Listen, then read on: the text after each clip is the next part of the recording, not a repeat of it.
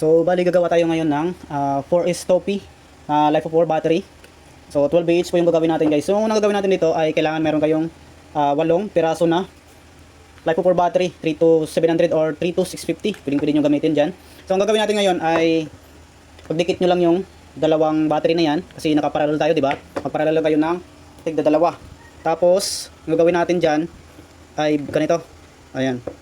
So, ito po yung gagawin natin. Tapos, ito, hiwalay muna natin yan. Ito, magsisiris tayo dito. Tapos, mamaya, tutupiin na natin na ganyan. Tapos, ganun din dito. Ayan. So, sundan nyo lang, guys, ha. Kung paano natin gagawin itong 4S Topi natin. Ayan. So, ganyan yung forma. So, sundan nyo lang. Tapos, meron tayo itong, ito yung gagamitin natin na tabbing wire. Ayan, align nyo lang siya. Tapos, mamaya nyan, kapag halimbawa na-spot nyo na yan or nahinang nyo na, tutupiin nyo na siya ng ganyan. Ayan. Pag natupiin nyo na, so lalabas to sa taas. Ito. Bali, ganyan na yung forma niyan. Tapos, ito na yung hinanga natin ng BMS. Ayan, susundan nyo lang yung gagawin natin dito.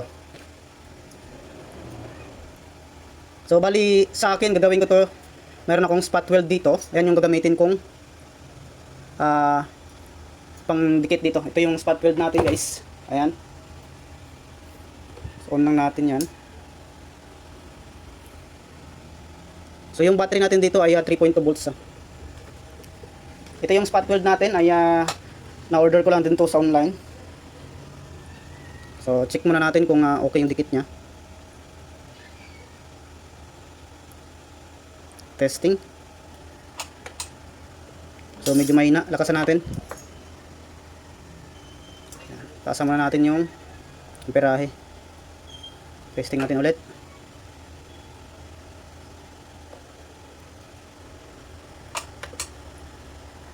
Yun, so kumapit na.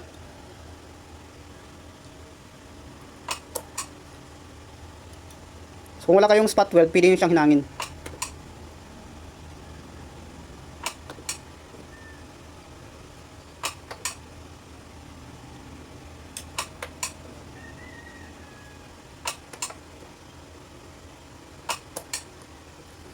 Okay, so una, ayan, meron na tayo dito.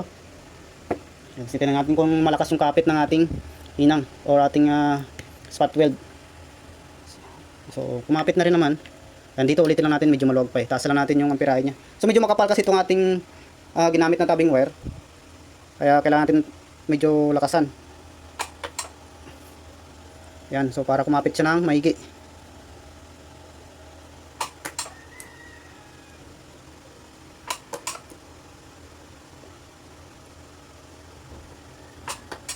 So, ayan lang. Ito yung una natin. Unang series natin, no? Tapos, tutupiin lang natin siya ng ganyan. Yun.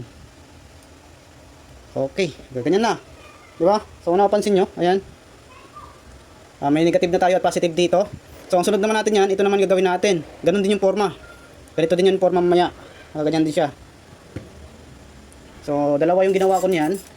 Mayroon pa tayo ditong isa. Ayan, tinupi ko na kanina. So, ayusin muna natin. Ayan. Ganyan lang din gagawin nyo. So, sundan nyo lang to, guys. Kahit na, nakadepende kasi yan sa inyo kung paano nyo gawin yung forma nito. Pero kung gusto niyo nasundin to, pwede naman para pwede nyo siyang malagay sa mga box na ganito. Yung mga maninipis lang siya. So, kung gusto nyo sundin, pwede naman. Para magkaroon kayo ng idea kung paano ginagawa yung mga 4S Topi na Life of 4 battery pack. So, natapos na natin yung isa. Ito na naman yung sunod natin.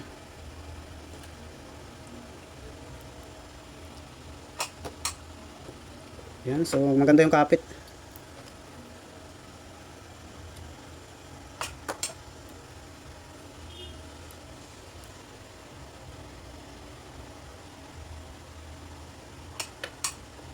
Yun.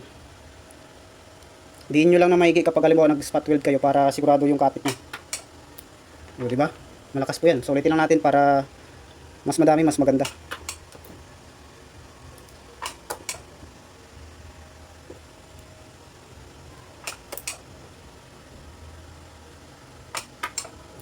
Yun. Then, ang sunod natin, tutupiin na naman natin siya. Tulad ng ginawa natin sa una. Ayan. Diba? Ganun lang. So, ibig sabihin yan, ito, magkakonektado na yan. Dalawa, tapos dalawa ito. Tapos yung pinakapuwitan niya dito, ayan, papakita ko. Ikutin natin, guys, ha. Ayan. So, bali ito, yung pinakalikuran niya. Yan, ipagdugtungin natin yan. pagdugtungin natin to, so ibig sabihin niyan, mayroon na siyang positive dito, negative to negative, papunta rito. So ganun yung forma niyan. So ang sunod natin dyan ay dito na tayo dudugtong. Ayan, patatayo nyo lang yan. Ganyan. So basta para mahinang nyo lang to or ma-spot weld nyo lang to yung pinakataas niya na. Ganun lang. So install natin dyan para mahinang natin ay didikit natin siya masyado. So bali yung next natin na gagawin, maglalagay lang tayo dito ng nickel strip ulit. Para sa kanyang pang series dito sa kabilaan. Para pang series dito sa negative at positive niya. So ito medyo mas manipis lang to. Ayan, sukatin lang natin. Tapos putulin na. So ganito yung mangyayari dyan mamaya. Magkunadugtong na tong dalawa. Ayan, so bali ito ng itsura niya. So ito na yung pinaka sa likod natin kanina, no? Ayan, tapos ayan. So bali yung mangyayari dyan, ito na yung kanyang main negative at main positive. So wag nyo nang pagdugtungin to. So bali ito lang yung pagdugtungin yung dalawa na to. Dito sa positive niya at dito sa negative. So ito yung main positive, ito yung main negative. So ngayon lagyan natin ulit siya ng nickel strip. Ayan. So magkakat lang tayo ulit.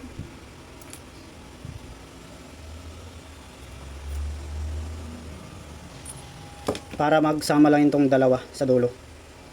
So dito na kayo maglalagay ng pinaka supply ninyo.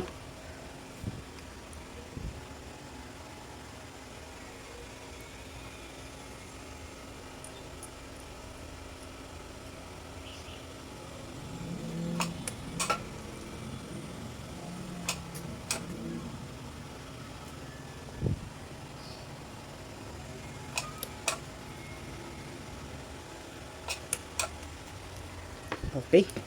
So maganda yung kapit. Tapos next naman natin ay yung ating negative.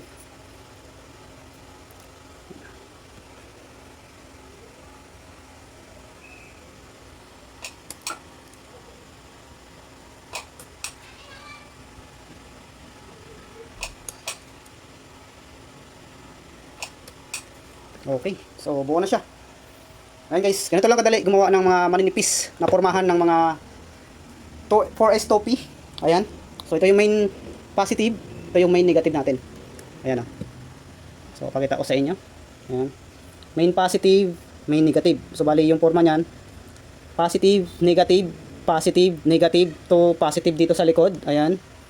Tapos sumunta dito negative to positive, tapos to main negative. So ganun lang. Ang next naman natin na upload nito ay yung pagkabit na ng BMS. So bali sundan nyo lang ulit yun. Ganyan na. Ito yung pinaka sa gitna. Tapos dito maglalagay dito sa likod ulit ng wire para sa BMS. Ganun lang. So sana may natutunan kayo guys.